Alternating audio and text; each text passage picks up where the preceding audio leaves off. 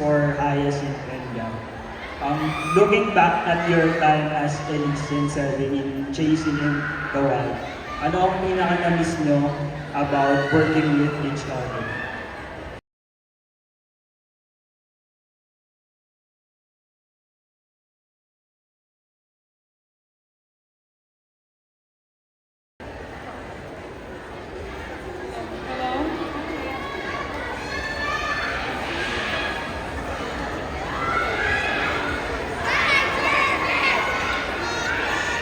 Hi, thank you so much for your question. I think the thing that I miss the most about working with Gab, as Sevi and Elise, is I really do miss our working dynamic together. It's something that I appreciate about the both of us a lot. We've always made sure to be on the same page since day one. Make sure that our communication is on point and that, you know, like whatever challenges that may come in our way, we know that we are a good team and that we can work well together to figure things out. I love working with Gab, and yeah, I definitely do miss that.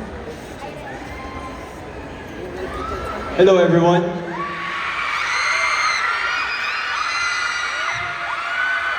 Good afternoon po. Good afternoon po sa inyo lahat. Maraming salamat po sa pagbigay ng time to be here for the media and for the fans and sa lahat ng efforts nyo.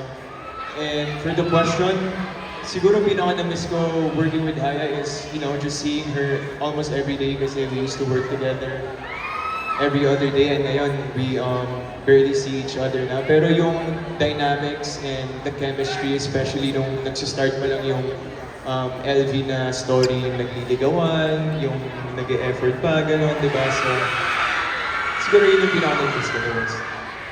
Thank you.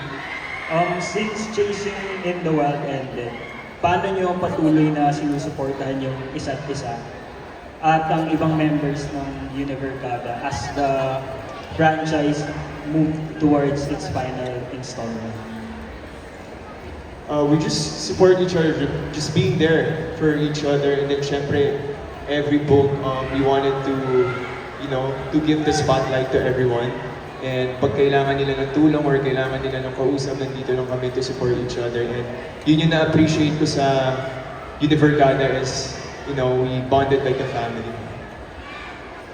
Yeah, one thing that I loved ever since the first, or I mean at least the first book that I was present in, which was Safe Skies, was that nothing ever felt like a competition between anyone. Everyone is genuinely so supportive with each other and is such a family. And that's something that I really appreciate. Whatever we need, even the smallest thing, we can just ask, and everyone's here for each other. So. Thank you. Great. Maraming salamat po. Ngayon naman,